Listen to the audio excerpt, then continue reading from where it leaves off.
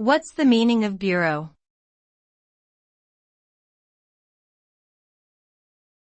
Bureau.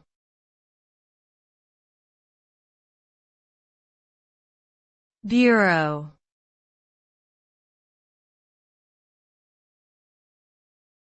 Bureau.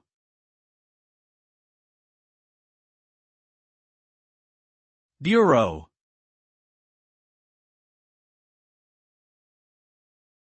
The term bureau refers to a type of administrative or government agency that has a particular area of responsibility.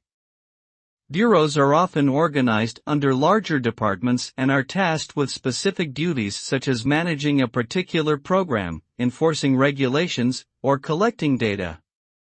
The result of having bureaus is a more efficient and organized government structure that can effectively and quickly respond to the needs of its citizens.